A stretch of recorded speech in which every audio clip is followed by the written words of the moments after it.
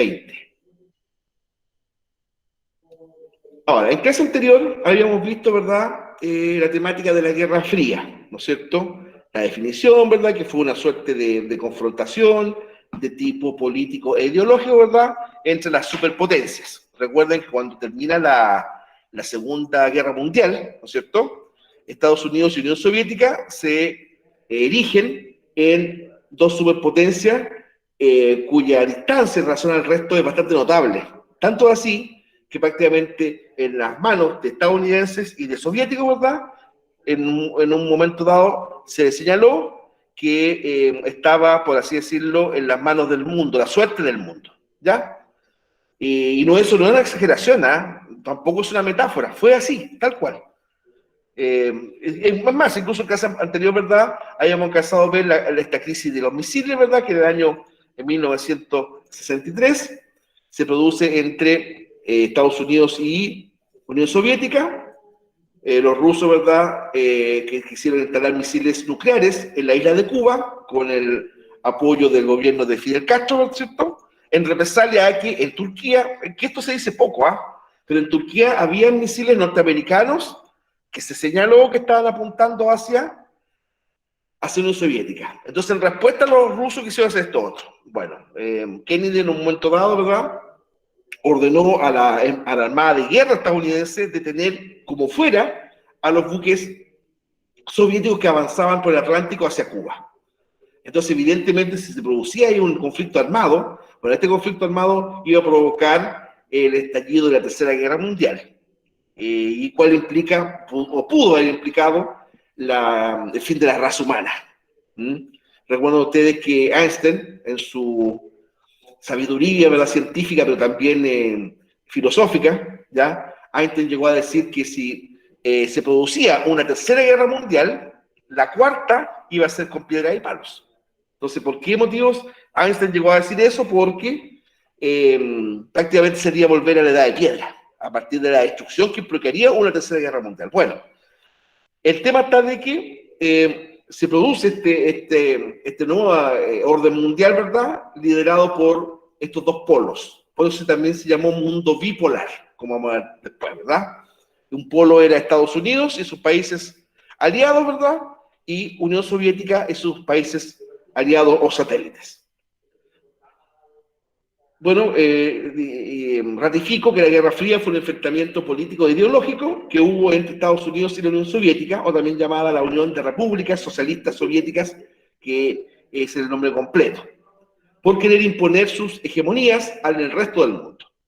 Entre sus causas podemos incluir, primero, Estados Unidos defendía la democracia y el capitalismo, así como los principios de la propiedad privada y la libre iniciativa. Sin embargo, por otro lado, Estados Unidos apoyó la imposición de dictaduras en varios países de Latinoamérica, ¿ya? Entonces, en ese aspecto, tanto Estados Unidos como Unión Soviética buscaron ampliar su dominio, ¿verdad?, su área de influencia, apoyando a regímenes que eran afines a su postura. Yo llegué a ir en ese aspecto, fíjense, la mayor contradicción es más bien de Estados Unidos, porque Estados Unidos se erigió como el bastión o el adalid de la libertad, de la democracia en el mundo. De hecho, por ejemplo, la Estatua de la Libertad, que te parece un detalle, fíjense, ustedes sabían que la Estatua de la Libertad fue un regalo de Francia, ya para cuando Estados Unidos cumplió el primer centenario de su independencia, en 1876, Francia le regala, ¿no es cierto?, la Estatua de la Libertad. Y fue el arquitecto Gustavo Eiffel, el mismo de la Torre de Eiffel, ¿verdad?, quien la ensambló, quien tuvo cargo de los trabajos de ensamblar, dejar, ¿no es cierto?, instalada, disculpen, la Estatua de la Libertad en Estados Unidos. Entonces, ese ícono de la cultura norteamericana, de un país, una nación, ¿verdad?, que no solamente a nivel continental, sino que en el mundo entero defendía la libertad, muchas veces se vio contradicho por el apoyo que Estados Unidos tuvo hacia regímenes de este tipo dictatorial en América, ¿ya? Como no es un misterio, ¿cierto?, se dice que tras el pronunciamiento golpe de Estado chileno, cuando el presidente Allende es derrocado, ¿verdad? Y asume la junta militar, tras eso estuvo Estados Unidos. Y eso, negar eso hoy día sería faltar la verdad histórica. ¿Ves? Entonces, y por otra parte, Estados Unidos siempre defendía el derecho de la no intervención, de la autonomía de los pueblos, pero en muchos casos, los Estados Unidos de Norteamérica, ¿verdad? No actuaron de la forma que predicaban, ¿se dan cuenta? Bueno, Estados Unidos defendía la democracia y el capitalismo, esos eran los dos nortes doctrinales, así como los principios de la propiedad privada y la libre iniciativa. Sin embargo, por otro lado, Estados Unidos apoyó la imposición de dictaduras en varios países de Latinoamérica, entre ellos, bueno, Chile, en su momento dado. Yo diría que, con la excepción de Perú, que ahí la dictadura militar peruana tenía una más bien tendencia de izquierda, ¿verdad? Con Velasco Alvarado, ¿verdad? Etcétera. Pero en general, otras dictaduras de Sudamérica, por ejemplo, la de Brasil, la de Uruguay, por supuesto la de Chile, la de Bolivia, eran todas dictaduras apoyadas por la derecha política. Por la derecha política. Y Estados Unidos tuvo detrás de eso.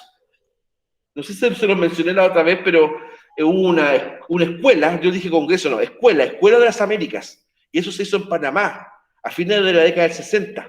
Entonces, distintos altos mandos de los ejércitos de Chile, de Venezuela, de Uruguay, Argentina, etcétera, Brasil, fueron a esta escuela de las Américas y en el fondo lo que se dice que ahí se fraguó o por lo menos se orientó a cómo debían ser los golpes de Estado, los regímenes dictatoriales post golpe de Estado. Ahora, después Estados Unidos se desliga de eso, ¿ah? De hecho, por ejemplo, cuando se produce, ¿verdad?, el asesinato de Orlando Letelier en Washington, que ya la relación estadounidense-chilena ya venía un tanto deteriorada, ahí se terminó de, digamos, distanciar. Estados Unidos, ¿verdad?, tomó distancia justamente del régimen de Pinochet, ¿ya? Claro, porque imagínate, nunca había habido que en la capital de Estados Unidos, en Washington mismo, Washington D.C., un atentado de tipo terrorista, lo cual le costó la vida al exministro Letelier y a su secretaria Ronnie Moffitt. ¿Se dan cuenta? Entonces ahí Estados Unidos se empieza a distanciar de la dictadura militar chilena. ¿Se dan cuenta?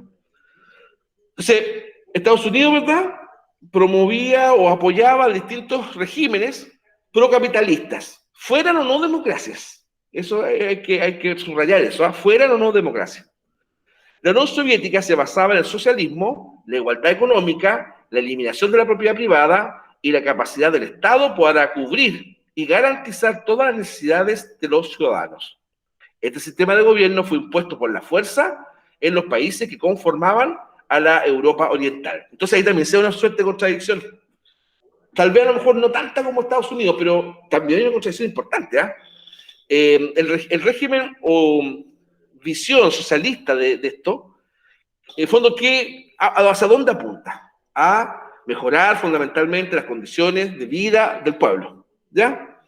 Esta lucha del proletariado, ¿verdad?, en la cual, ¿no es cierto?, el Estado marxista reconoce dos grupos sociales, explotadores y explotados, burguesía y proletarios, ¿no es cierto?, se presenta como defensor de los derechos del pueblo. Pero ocurre que en la mayoría de los países, yo no sé si es casi todos, pero la gran mayoría, ya para no ser tan categórico en mi juicio, por lo menos de Europa Oriental, la verdad es que el pueblo la pasó más mal con los países, con los sistemas socialistas ortodoxos que como estaban antes. ¿Se dan cuenta? Dictaduras sin retorno prácticamente. Jaruzelski en Polonia, Honecker en Alemania Democrática, la RDA, Ceausescu en Rumania, que entre paréntesis a Ceausescu lo fusilan, ¿verdad?, y filmaron su fusilamiento, y eso está en YouTube, ¿ya? Hay que acreditar, sí, edad, porque muestra una muerte real de Ceausescu. Bueno, Tito en Yugoslavia, ¿se dan cuenta? Entonces, había el tema de la primavera de Praga, cuando una poblada de estudiantes, trabajadores, intelectuales checos pusieron en jaque al gobierno comunista, el checoslovaco, ¿verdad?, el cual zafó solamente por intervención de los tanques soviéticos, mandados por Stalin. Entonces, eso evidentemente, eso que estoy describiendo yo, evidentemente entra en absoluta contradicción con este discurso, ¿verdad?, de estos regímenes que dicen defender o decían defender los derechos del pueblo. Atropello humano, pero de la forma más evidente y absoluta se produjeron estos regímenes. Entonces, como que se entendía que la causa, que la revolución, a ver, el éxito de esa causa, de esa revolución, estaba por sobre estos sacrificios humanos.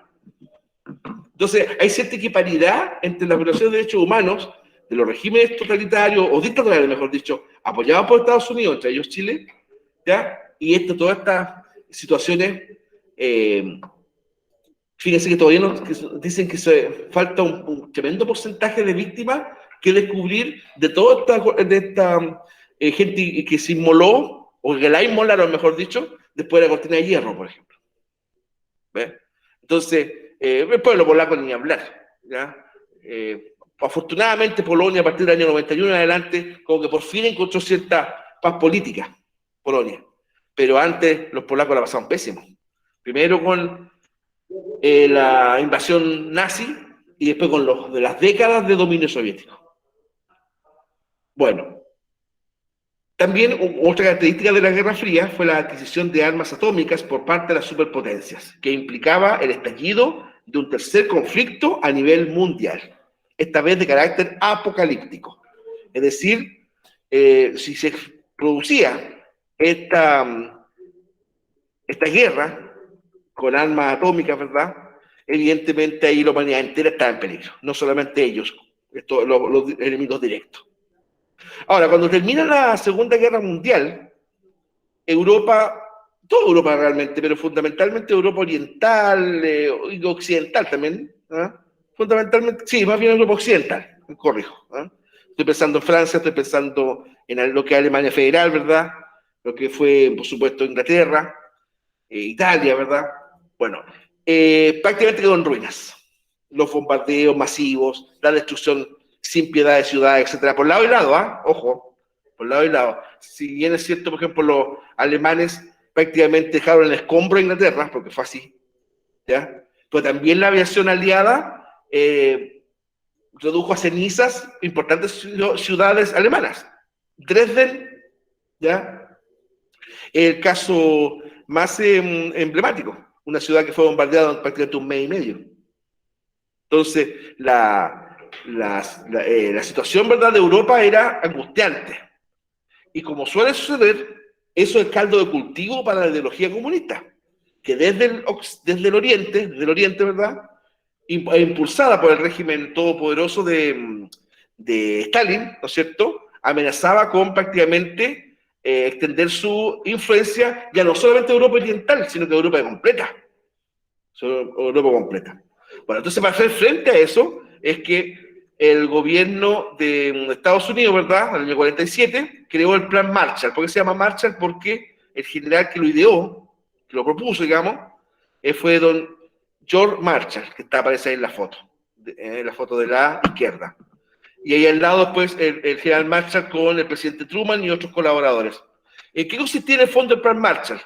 Era entregar a los países más dañados por la Segunda Guerra Mundial aproximadamente la suma de $14.000 millones para ayudarles a recuperar su economía tan destruida. ¿Cuál es el objetivo? Aparte de humanitario, porque tampoco tenemos que ser tan categóricos. Obviamente hay un objetivo humanitario, ciertamente, pero también hay un objetivo político, ¿ya? Ayudar a estos países para que no cayeran en manos del comunismo estalinista, ¿no es cierto? Se produjo ahí un importante incremento industrial, ¿verdad? Y la producción agrícola. Recuerden que siempre en las guerras, siempre, en todas las guerras, ¿verdad?, la agricultura queda pero bastante deteriorada. Nosotros lo vivimos acá con la guerra de independencia, por ejemplo, que una de las causas, ¿verdad?, de que costó tanto echar a andar al país después de la guerra de independencia fue la destrucción de toda la agricultura prácticamente de la zona central. Bueno, acá lo mismo en Europa, ¿ya? Eso fue el Plan Marshall, cuyo objetivo, repito, fue levantar la economía de los países de Europa Occidental fundamentalmente para detener el avance del Partido Comunista. Porque en esos países el Partido Comunista, por vía legal, ojo, por vía legal, pero estaba aumentando su poder en cada uno de esos países, ¿ya? Y además que estaba más o menos claro que si bien es cierto, en muchos países el comunismo llegó al poder por vías legales, pero ya una vez en el poder, su comportamiento no corresponde a una política o una doctrina de tipo constitucionalista. En el fondo, se utiliza la democracia para que a través de los medios democráticos llegar al poder y después destruir la democracia. Y eso ha sido así en varios regímenes parecidos, ¿ya? Fue exitoso en gran medida el Plan Marshall, pero también, por otra parte, los países europeos tenían que empezar después a funcionar solos, porque no podían estar constantemente golpeando la puerta de Estados Unidos o llamando desesperadamente por teléfono al presidente de Estados Unidos, quien quiera que esté fuera, solicitando más y más ayuda, porque el tema era que ayudara a Europa para que salieran de la postración económica en la cual provocó la Segunda Guerra Mundial. Bueno, en contraposición al Plan Marshall, ¿verdad? Más bien Unión Soviética, ¿no es cierto?, creó el Comecon, o también CAME, en sus siglas, puede ser en español, Comecon, ¿no es verdad? Su sigla en inglés, ¿ya? Que significa Consejo de Ayuda Mutua Económica, CAME o Comecon en inglés. El cual consistió en el fomento de la cooperación económica por parte de los estados con gobiernos socialistas, ya, con gobiernos socialistas, a fin de contrarrestar el sistema capitalista. Claro, porque si bien es cierto el Plan Marshall era bueno, digamos, pero también desde el punto de vista comunista, digamos, lo veían como una amenaza, porque era fortificar el capitalismo en Europa Oriental, cuando en el fondo, creo que quería Stalin en el fondo, que Europa Oriental entera, como en un momento dado estuviera bajo el sistema comunista. De ahí tenemos Bulgaria, por ejemplo, Checoslovaquia, ¿ya? Hungría, Alemania Democrática, República, Polonia, ahí, bueno, ahí también se integró Cuba, aunque no era de Europa, obviamente, ¿ya? China, Corea del Norte. Es decir, evidentemente este Comecon o CAME tuvo un trasfondo ideológico de tipo marxista, ¿ya? Pero también, de acuerdo a su visión, ¿verdad?, defenderse contra la expansión del capitalismo. De hecho, el muro de Berlín, muchachos, el muro de Berlín tuvo también la misma justificación, exactamente la misma, ¿ya? Cuando se levanta el muro de Berlín, cosa que vamos a ver después, un detalle, ¿verdad?, solamente adelante la idea además, cuando se levanta el muro de Berlín, era, en el fondo, aislar al Berlín occidental para que no los berlineses orientales, es decir, comunistas, ¿verdad?, no tuvieran a su imagen, ¿verdad?, o a su cercanía, el modo de vida de los alemanes occidentales, al cual ellos veían un sistema corrupto, materialista, que ellos no deseaban para la nueva generación. Entonces, el tema era aislar eso, aislar. Recuerden que en una economía de tipo comunista, ¿verdad?, el Estado regula el comercio, regula los precios, establece, ¿verdad?, más o menos la capacidad de consumo de las personas. Las personas no pueden comprar lo que se les antoja, digamos, el Estado que distribuye. Claro, porque si no, ¿verdad?, la óptica comunista, la persona puede comprar, adquirir bienes que no necesita. Y eso, esa conducta, ¿cierto?, tan humana, tan material, lamentablemente, materialista, está absolutamente reñida con una visión socialista de la sociedad. ¿Me cuenta? El Estado que distribuye, de acuerdo a lo que tú necesitas. ¿Cuál es el tema? Que eso, que puede tener una cierta base, cierta lógica político-económica, ¿verdad?, obviamente a la larga constituye el ahogamiento de la libertad, obvio. ¿Te das cuenta? Entonces, claro, evidentemente el ser humano se le puede educar en un contexto no materialista, ya, no consumista, no mercantilista, ya. Entonces yo lo puedo entender, pero no a partir de la pérdida de su libertad. Entonces, ese es un tema que hasta el momento no tiene solución, ¿ya? Los pocos países, por ejemplo, de ese estilo que quedan, estoy pensando en Corea del Norte, estoy pensando en Vietnam, estoy pensando, de alguna medida, ¿verdad?, Cuba, ¿no es cierto?, evidentemente el talón de Aquiles de todos esos países que nombré, a pesar de su cierto éxito en alguna área, ¿verdad? Por ejemplo, medicina, deporte, etc. China, de hablar, no lo había nombrado. Bueno, a pesar de eso, ¿no es cierto? No ofrece garantías a sus ciudadanos de libertad ni menos de democracia. Tengo entendido que en China, por ejemplo, tú no puedes en Google colocar la palabra, o sea, sí puedes, pero te va a conducir a nada. Tú colocas, ¿verdad? En China colocas en Google la palabra democracia, como que se bloquea el Internet. No te da algo así como como aquí, pues. Tenemos páginas con definiciones, no sé si, ¿eh? Entonces, eso es ciertamente el talón de Aquiles en todos estos sistemas, y por eso se derrumbaron. Eso también es una realidad histórica, ¿ya? Ahora, así como antes de la Primera Guerra Mundial existía la política de bloques, ¿ya? Recuerden, ¿no es cierto?, que teníamos, ¿no es cierto?, la Triple Alianza, compuesta de Alemania, de Italia, correcto, Austria, ¿no es cierto?, y la Triple Entente, que eran, ¿recuerdan? Francia, Francia, ¿no es cierto?, Rusia y Inglaterra, ¿verdad? Bueno, así como antes de la Primera Guerra Mundial hubo esa organización del mundo en dos bloques, acá también algo parecido, aunque no exactamente lo mismo, pero parecido, ya que es la OTAN y el Pacto de Varsovia. La constante incertidumbre de que Estados Unidos iniciara un enfrentamiento armado contra la Unión Soviética y viceversa, ¿cierto?, propiciaron la creación de la Organización del Tratado Atlántico Norte, OTAN, en inglés NATO, y el Pacto de Varsovia. Esos eran como las dos entidades rivales. La OTAN fue creada en 1949 por los países que formaban Europa Occidental, es decir, por ejemplo, Inglaterra, Francia, Dinamarca, después se agregó Alemania Federal, Holanda, Bélgica, Estados Unidos y Canadá, y después otros, ¿ya? Este organismo militar se formó como un sistema de defensa colectiva en el cual se acordó que ante cualquier ataque a uno de los países miembros por parte de una potencia extranjera, este sería defendido en conjunto, ¿ya? Es decir, por ejemplo, a un integrante de la OTAN que viera, por ejemplo, amenazada su soberanía.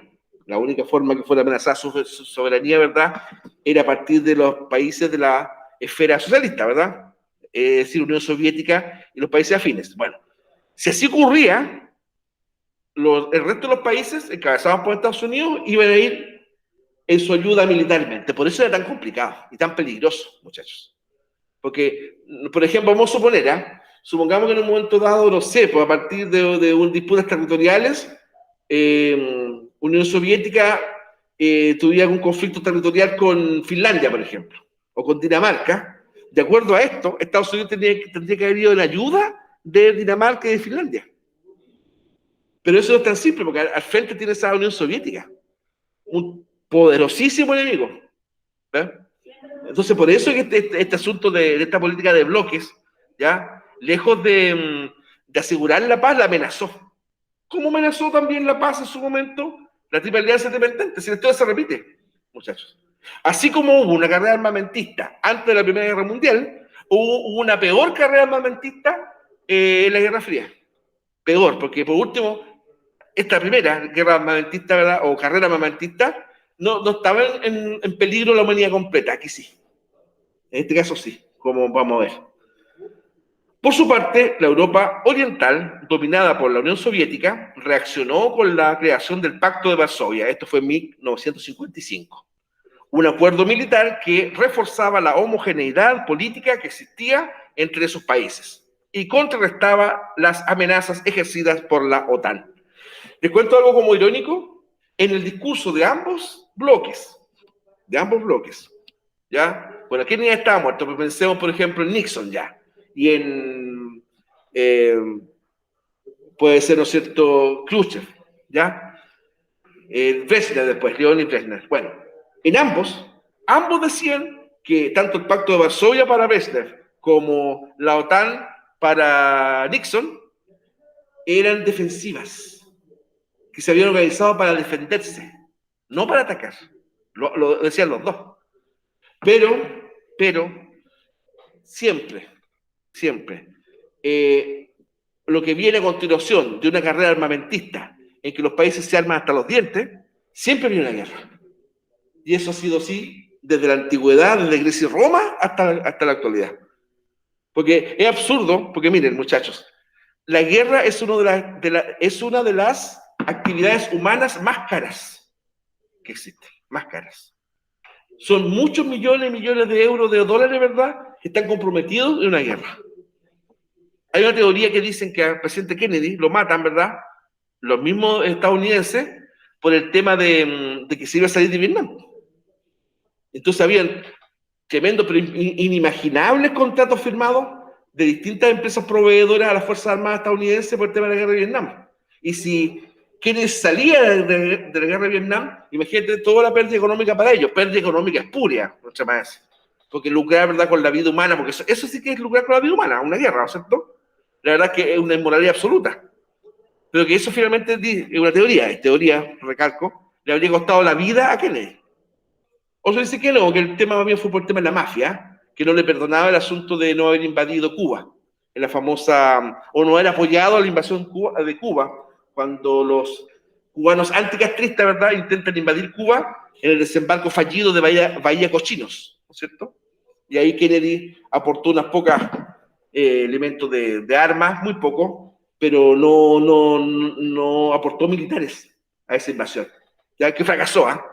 Y le dio a Castro, ¿verdad?, una tremenda oportunidad propagandística, que la usó, evidentemente que la usó, porque Castro, si algo hay que reconocerle a Fidel, un tremendo animal político, donde veía una posibilidad, ¿verdad?, de legitimar su régimen, lo usaba hasta la saciedad.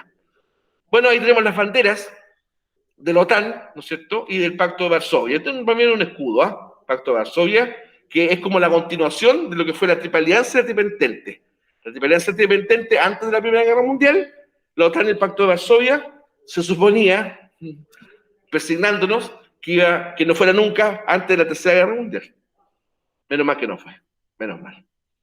Fíjense que yo me acuerdo en la década del 80, cuando en lo personal viví mi enseñanza media, en esa época se decía que habían 3 misiles apuntando a Chile. Como Unión Soviética era enemiga declarada del régimen militar chileno, de dictadura, ¿verdad?, habían 13 misiles apuntando a Chile. Se decía, por ejemplo, uno a Santiago, otro a Antofagasta y otro a la zona de Coyhaique, ¿ya? Y que esos 3 misiles iban a aniquilar Chile, y que si un misil llegaba a Santiago, me acuerdo, se decía en esa época, ¿verdad?, Quillota iba a ser destruida en media hora por la onda expansiva. Porque si la bomba atómica de Hiroshima tenía 2,5 megatones de poder, el misil más débil tenía como 300. Esa es más o menos ¿cuánto se llama?, la diferencia. O sea, si la bomba atómica con esos megatones mató a 300.000 personas, uno de estos misiles mataban a millones de personas. O sea, arrasar continentes enteros. ¿Ya? Es famoso, hay muchos temas incluso, ¿eh?, Queen y otros cantantes, ¿verdad?, que hablaban de ese famoso tópico de apretar el botón. Eso, apretar, Miguel Mateos también tiene un tema parecido, apretar el botón. Y ese apretar el botón era lanzar los misiles. Hay varios temas que hablan de eso de apretar el botón. Y eso se vivió, ¿ya? Después, ¿verdad?, cuando cae la Unión Soviética, empieza el desmantelamiento mutuo de estos misiles, el mundo respiró un poco más tranquilo. Pero eso en un tiempo nomás, porque como vamos a ver después, ¿no es verdad?, y si así es cierto, el mundo unipolar cae, se termina, el mundo bipolar, perdón, cae, se termina, es reemplazado por el mundo unipolar, liderado por Estados Unidos, que se suponía que iba a implicar, ¿verdad?, una paz mundial, una paz como la fuerza, una pax, como pax romana, ¿verdad?, una paz impuesta significa pax con X. Pero no fue así. Después vinieron otro tipo de conflictos, que fue, ¿verdad?, los estadounidenses contra todos los tipos de fundamentalismo, cuyo epicentro, digamos, de este concepto fue la Torre Gemela, en Nueva York, ¿verdad?, el 11 de septiembre de 2001. Bueno, la carrera espacial y armamentista. En ambos bloques iniciaron una importante carrera espacial, por lo que se llevaron a cabo importantes desarrollos tecnológicos espaciales que cambiaron la historia de la humanidad. Uno de los acontecimientos más destacados fue que en el año 1969, el hombre llegó a la Luna, ¿ya? Ahí tenemos, ¿verdad?, en la imagen del centro, ¿cierto?, los astronautas Armstrong Neil Armstrong, Colin este que está acá, perdón, Aldrin. ¿Ya? El primer hombre en pisar la luna, Armstrong, ahí con la famosa frase. ¿Alguien se acuerda lo que dijo Armstrong cuando llegó a la luna? Una frase que ya llevaba pensada en todo caso. Es un pequeño paso para el hombre y un gran paso para la humanidad, ¿no? ¿Verdad? Bueno, una curiosidad de los tres. Las fotos, por ejemplo, de este señor bajando la escafán por la escalera, ¿verdad? Y dando saltos, es Aldrin. Mira, fotos de Armstrong bajando a la luna casi no hay. Me parece que una o dos muy de mala calidad. Claro, porque Armstrong desde la luna fotografió a Aldrin bajando. Por eso esas fotos donde están, te la buscan por ahí, están las imágenes, ¿verdad?, de Aldrin bajando del módulo lunar. Y esas fotos se las tomó Armstrong. Claro, porque a él nadie le puede haber tomado esa foto porque no había nadie. Ya. Es una anécdota. La otra anécdota, Collins no bajó. Mira mala suerte de Collins. Él no bajó. Se quedó en la nave.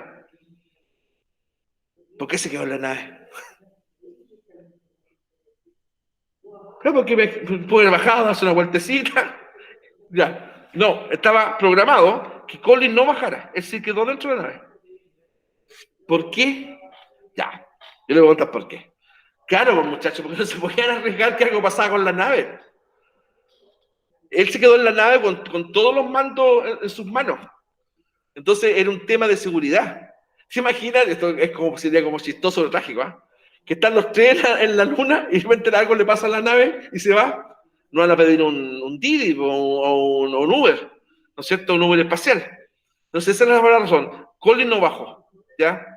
Colin no bajó. Entonces el primer hombre que pisó la luna, después hubo más expediciones, ¿eh? Después de esta, era de Apolo 11, fue la primera, después hubo varias. Por eso que mucha gente, afina a estos temas, por supuesto, señala que a partir de 1969 estamos empezando a otra era, la era espacial. Hay gente que opina que la verdadera era fue justamente con el tema de la bomba atómica, la bomba atómica, la era atómica justamente. Otros dicen que no, que la nueva era partió cuando se desarrolló de manera masiva la computación o la informática. Era informática, ¿se dan cuenta? Hay para todos los gustos acá. Ahora, cuando Estados Unidos llega a la Luna, hay que decir una cosa, estaban perdiendo por paliza los gringos, estaban sacando la mugre en materia espacial. Miren, ya. Me leíste el pensamiento. El primer ser vivo que es lanzado al espacio fue la perra Laika, una perrita, ¿no es cierto?, rusa. ¿De cuánto chiste murió? Llegó muerta, de vuelta, la pobrecita. Le falló el oxígeno a la nave. Y cuando vuelve a ¿cuánto se llama? La nave, donde Laika venía muerta. ¿Ya? Ya, eso fue el primer ser vivo que sale al espacio, Laika, de los rusos, soviéticos. El segundo, Yuri Gagarin. ¿Ya? El primer, mira, como una cosa lleva a la otra. Fíjense que los rusos a sus hombres del espacio les decían cosmonautas y los estadounidenses astronautas. La única razón es para diferenciarse unos de otros, ¿no? Pero los rusos eran los cosmonautas y los estadounidenses astronautas. Bueno, el primer ser humano que sale de la esfera terrestre, incluso da la vuelta por fuera, en la nave Vostok segunda, fue el teniente o capitán Yuri Gagarin. Yuri Gagarin, que es el que está ahí. ¿Ya? Ya. Ahí llevamos 2-0. 3 de los rusos o soviéticos. El primer satélite artificial que lo puso en órbita, ruso también, o soviético, el Sputnik. ¿Ya? En 1959. Sputnik. Fue el primer satélite artificial puesto por el ser humano en el espacio cercano a la Tierra, y fueron también los soviéticos. Y el cuarto hecho, que también es de los soviéticos, como algo meritorio para ellos, la primera mujer cosmonauta. ¿Sí? La primera mujer fue una militar rusa, Valentina Tereskova. La primera mujer, ¿verdad?, al salir a una expedición espacial. O sea, imagínate, era por paliza el tema.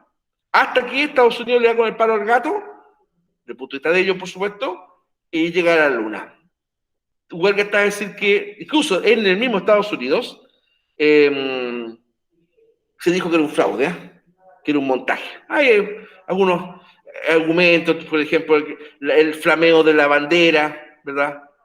Otros dicen que se analiza, por ejemplo, el suelo lunar, habían huellas de tractores, no son un tanto especulativos en todo caso, que las sombras no corresponden a la verdadera, ¿no es cierto?, como debería ser la sombra ahí. Bueno, el tema es un hecho que sí llegaron, ¿verdad?, y que Estados Unidos tuvo ese mérito, ¿ya? A todo esto, ¿ustedes sabían que la luna es de un chileno? ¿Cómo de un chileno? De un chileno, pues, muchachos, ¿ya? Bueno, es algo anecdótico jurídico, pero es real. Ocurre que en la década del 50, me parece, o 60, no estoy seguro, hubo un señor abogado, talquino, que él quería postular, de hecho lo hizo, al Club Rotario. Me parece que fueron Rotarios. Y este caballero, que no me acuerdo el nombre, entre las cosas que le exigían, era acreditar un predio, un bien raíz, una propiedad. Y como era abogado, ¿ya?, aplicó el principio jurídico del primero en llegar, o el primero en decir que algo es mío, y inscribió la luna como del. Ante no sé si fue el registro civil, o bien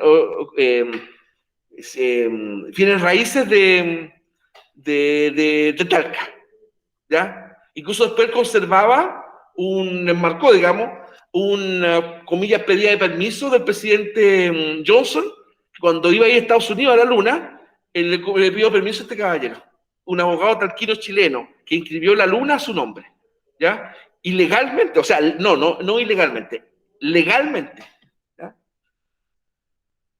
Abogado talquino, después lo buscan por ahí. Bueno, aquí empieza ya un tema dentro de los múltiples elementos un tanto trágicos de este tiempo, ¿verdad? Que es la guerra de Corea. La guerra de Corea, ¿no es cierto?, se produce, aquí tenemos un mapa de la península coreana, ¿no es cierto?, en rojo, Corea del Norte, de tipo comunista, ¿verdad? Recuerden que toda esta península fue invadida por los japoneses en la Segunda Guerra Mundial, y el fundador de la dinastía Kim, este caballero que está ahí, es abuelo del actual Kim Jong-un. Él se llamaba Kim Il-sung, ¿ya?, abuelo del actual mandatario. Bueno, ocurre que él instauró un régimen comunista en su país y quería unificar, bajo esa doctrina o esa ideología, mejor dicho, a toda la península de Corea, ¿ya? Y en el año 50 se produce la invasión de Corea del Norte sobre Corea del Sur, ¿ya? Como dice, fue un conflicto bélico que ocurrió en la península de Corea entre 1950 y 1953. Duró 3 años aproximadamente, donde se enfrentaron la República de Corea, o Corea del Sur, en azul, apoyada por las Fuerzas Armadas de varios países, comandados por Estados Unidos, y en el fondo de Estados Unidos y algunos otros países que ayudaron, un poco Inglaterra, algo Francia, algo Holanda, pero fundamentalmente Estados Unidos. Ahí el comandante de las tropas norteamericanas fue el héroe de la Segunda Guerra Mundial, Douglas MacArthur. MacArthur, ¿verdad? Famoso, volveremos de ahí de cuando tuvo que evacuar Filipinas. Bueno, él comandó las tropas estadounidenses en Corea, ¿ya? Entre paréntesis, Douglas MacArthur también le correspondió llevar a cabo la ocupación estadounidense a Japón. O sea, tenía cierta experiencia en ese trabajo. Ya. Y sus rivales, o enemigos, ¿verdad?, era la República Popular Democrática de Corea, o Corea del Norte. Este es el nombre que se mantiene hasta el día de hoy, ¿ya? República Popular Democrática de Corea. Apoyada por la República Popular de China y la República Soviética. Llega a ser irónico que digan República Popular Democrática. Yo no sé cuál es el concepto que se tiene de democracia, pues si democracia, ¿verdad?, es que el pueblo pueda participar de verdad en el gobierno de su país, para nada es democrática. Descártalo, ¿eh? Es una dinastía, son 3, ¿ya? Siempre se me olvida el nombre del medio, pero Kim Il-sung es el abuelo, Kim Jong-un, el actual. El del medio siempre lo olvido. Ya, pero sepa que fueron 3. Y de verdad, pues es un estado carcelario, tal vez uno más grande del mundo, muchachos. Tal vez uno más grande del mundo. Corea del Norte, de fondo independiente, ve que hay turistas que van para allá y se lo muestran, pero de verdad es un estado absolutamente policíaco. Porque, claro, se habla como que en este caso, ¿verdad? A todo esto, el partido gobernante es el partido de los trabajadores, se llama así, el partido de los trabajadores. Pero en el fondo es más que una monarquía, es un totalitarismo personal. Porque tampoco sería correcto catalogarlo como una monarquía, ¿ya? Porque en la monarquía hay reyes, reinas, etcétera, pero las personas tienen derechos. En el Imperio Británico, por ejemplo, en el Imperio Español, los reinos de Francia, claro, fueron gobernados por reyes en su época, pero la gente, los súbditos tenían derechos. Bueno, acá no, ¿ya? Ahora, evidentemente, con la ayuda de Estados Unidos, ¿verdad? Corea del Sur resiste, pero de todas formas, esa guerra de Corea acabó más o menos con 3 millones de civiles, ¿no es cierto? Y el 15% de la población de Corea del Norte resultó muerta. Claro, porque en el fondo, recuerden que la mayoría de estos regímenes totalitarios de este signo, ¿verdad? Señalan de que la rendición o el retroceso es una traición. Y se dio muchos casos, por ejemplo, en la batalla de los rusos contra los alemanes. Ya, yo cuando he dicho ruso todo este rato, pero entiéndalo como si no es soviético, ¿eh? Es como lo mismo. Como lo mismo, no exactamente lo mismo. Cuando pasaba eso, los soldados soviéticos, al intentar retroceder, eran asesinados por oficiales de su mismo ejército. Aquí algo por el estilo, por eso que tanta disparidad de muertos entre Corea del Norte y Corea del Sur. Y finalmente se llegó a ese status quo, ¿no es cierto? Paralelo 38, ¿verdad? Latitud norte, ¿no es cierto? Que separa hasta el día de hoy a Corea del Norte con Corea del Sur. Se dice que es una de las guerras más sanguinarias de la historia. Bueno, hay una pequeñísima reseña dice Corea del Norte, una dictadura comunista pro-soviética, bajo el mando de hierro de Kim Il-sung. Esto a mí me complica un poco, ¿ah? Mando de hierro yo lo entendería casi como algo bueno, y no, es un criminal. Él, su hijo, sus nietos. Son criminales, ¿verdad?, a escala mayor, genocida. Ahí tenemos genocida, absolutamente genocida, ¿ya? Corea del Sur, también dictadura, de derecha, en este caso pro-norteamericana, bajo la dirección de Syngman Rhee, este señor que está acá. Ustedes harán lo mismo, fue una pequeña diferencia. Acá no, en Corea del Sur después dio paso a una democracia, como es hoy día. A Corea del Sur, por ejemplo, de una república de tipo capitalista, pero que tenía, ¿verdad?, un contexto democrático, con elecciones periódicas, ¿verdad? Sí hubo, evidentemente, una original dictadura pro derecha, pero después se termina. Entonces, ahí evidentemente hay una diferencia bastante clara entre un régimen totalitario, dictatorial, absolutista, diría yo, como la dinastía Kim, y el régimen de Corea del Sur.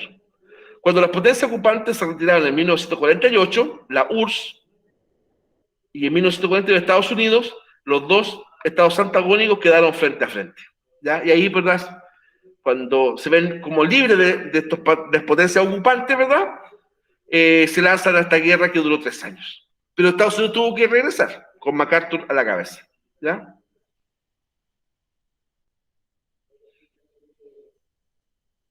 Ahora, si la guerra de Corea fue como, por así decirlo, la instancia, ¿verdad?, o el escenario que podía enfrentarse ideológicamente a la superpotencia, Vietnam fue esto mucho más largo y que provocó en Estados Unidos un trauma nacional, que fue la guerra de Vietnam. Imagínate, la guerra de Vietnam fue un conflicto bélico que duró 20 años, 20 más. Las primeras tropas estadounidenses llegaron ahí, a la península de Indochina, en 1955 y se retiran en 1975, 20 años. ¿Ya? Y la perdieron, ¿no? Claro, claro. Es una derrota. Estados Unidos, ¿verdad? Hasta el día de hoy es un tema que para ellos es muy doloroso. ¿Por qué? Porque imagínate un tremendo imperio militar como Estados Unidos, con el poder que tuvo Estados Unidos, finalmente no se la pudieron con el Vietcong. Si tú lo que dices. Porque era un tema de desgaste. Mira, es muy parecido lo que le pasó a la Unión Soviética con Afganistán, ¿ya? Donde increíblemente Osama Bin Laden parte, ¿verdad?, apoyado por Estados Unidos contra los soviéticos, y ahora con el tema de los talibanes. Sí, fue muy similar. ¿Mm? Si, por ejemplo, el tema, ¿verdad?, de Afganistán, ¿cierto?, hay una similitud casi calcada con el tema de Vietnam, porque, ya, en el caso de Vietnam, Nixon ya había tomado la decisión de salirse de ahí, porque era un cacho, como se llama en Chile, ¿ya? Un tema desgastante que ya no tenía ningún sentido seguir con las tropas. Entonces se dio un plan de ir sacando las tropas.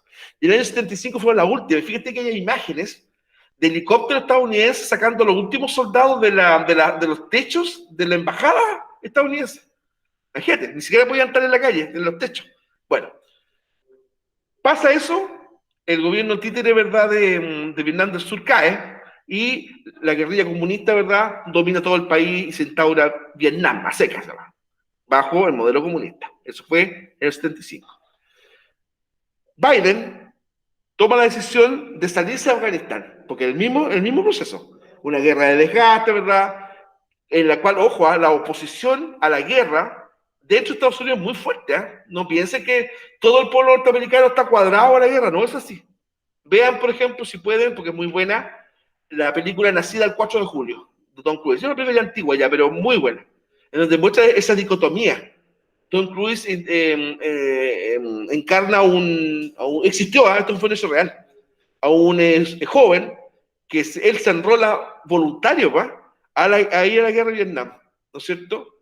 Y más encima él, el protagonista de esta película, que si tú la ves real, nació el 4 de julio, el mismo día de independencia estadounidense. Bueno, va a la guerra y allá en un acto un tanto confuso, le disparan en la columna vertebral y queda parapléjico, ¿ya?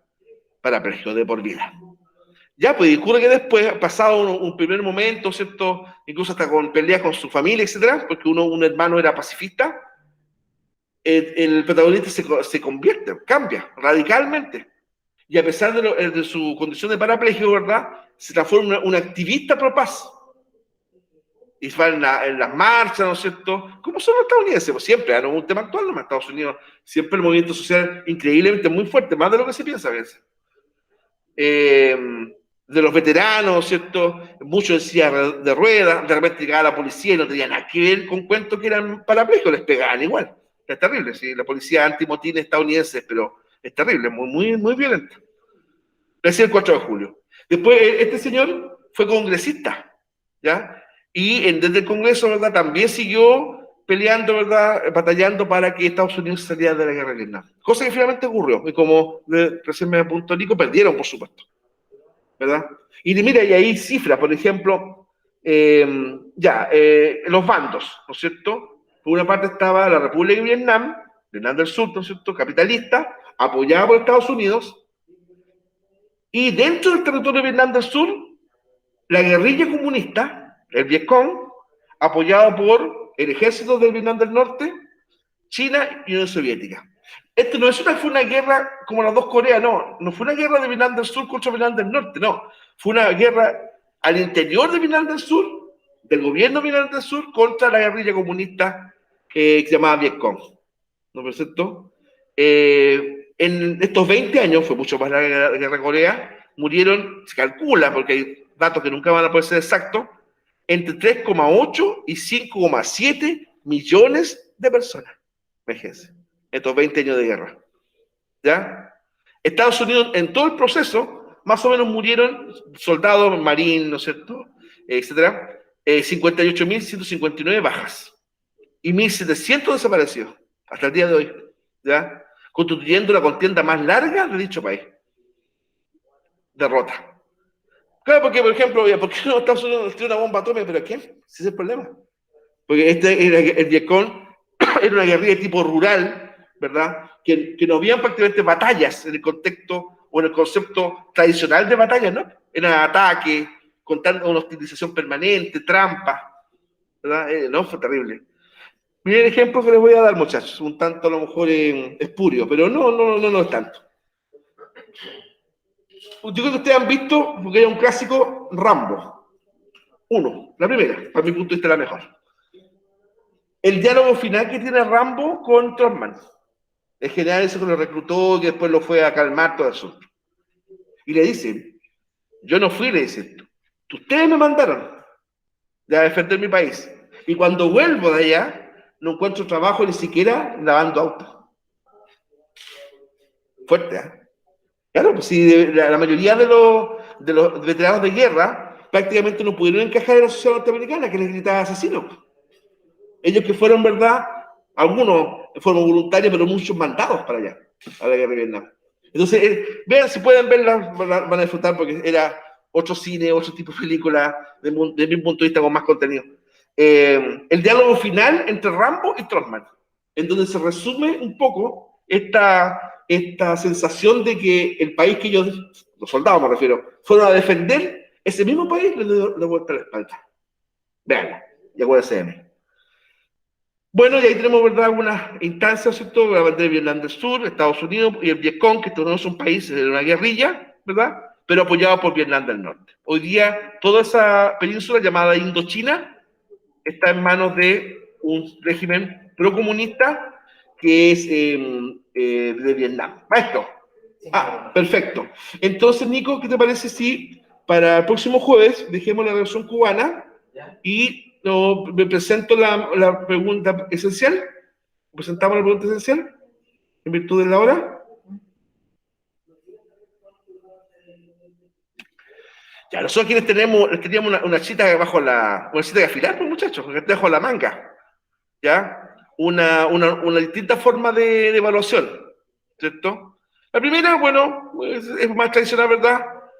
El mundo bipolar. Investigar un concepto del mundo bipolar y explicarlo. Y la segunda, maestro, ¿de qué edad? Un afiche donde ustedes, según lo que vieron en la clase, expliquen qué es el mundo bipolar. Esta afiche puede ser en la hoja del cuaderno, en el Canva que utilizaron en TIC, y se va a evaluar que el afiche sea pertinente al tema, es decir, el mundo bipolar, sea limpio, ordenado, y que entregue el trabajo a tiempo, es decir, de aquí al viernes. Sea un trabajo terminado, un trabajo no a medias. Claro. ¿Ya? Claro, por ejemplo, el afiche, en el fondo, representar, muchachos, el concepto.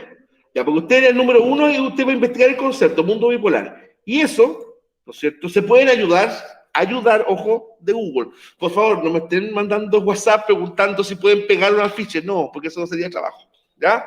Pero sí se pueden ayudar de la web. El afiche, en el fondo, es un dibujo que representa un concepto. Ah, pero fue que yo soy malo para el dibujo. No importa, si que no le estamos pidiendo obras de arte. ¿Ya? Mostrar un concepto del mundo bipolar. Acuérdense, Estados Unidos, Unión Soviética, esa dicotomía, ¿verdad?, del mundo bipolar. A lo mejor les puedo mostrar alguno, mira. Porque aquí yo estoy compartiendo todo, ¿no es cierto? Sí. Ya. Permiso, muchachos. Ustedes, repito, se pueden ayudar. Colocan así tal cual, bien pedestre. Afiche, mundo bipolar. Bipolar. Entonces le van a aparecer algunos, ¿cierto? Pueden ser bastante asequibles. Miren. Yo me acuerdo, siempre me acuerdo de eso. ¿Cuál? ¿Esta? Esa es lo del oso. Aquí a veces lo usamos una vez. Sí. Aquí hay varios. No se compliquen, muchachos, en algo muy difícil. ¿Ya? Porque, repito, nosotros no pretendemos hacer ¿cuánto se llama? Una clase de arte. ¿Ya? Pero de repente, por ejemplo, ve Guerra Fría, que también es el mundo bipolar, Estados Unidos, Unión Soviética. Puede ser algo bastante importante. El afiche, aparte de la imagen, debe tener algún concepto breve, información, claro. me imagino. No, larga. Puede ser, por ejemplo, limitarse al título. Ya, mundo bipolar, por ejemplo. ¿Ah? Y supongamos acá, si ustedes quieren precisar, Estados Unidos, Unión Soviética. Eso, cosas simples. Háganlo tal cual como lo hice yo. ¿Ya? Reitero, muchachos, no me peguen uno de estos, porque la verdad es que eso no sería trabajo. Anímense, reitero, acá, como colocó Nico, le doy el punto ahí, dice, no, claro, la calidad en sí misma del dibujo no, porque repito, esto no es una clase de arte, pero sí lo que podemos evaluar, ¿verdad?, es que sea atinente al tema. Hay que pintarlo. ¿Cómo? Hay que pintarlo, o se puede solo el dibujo así nada más.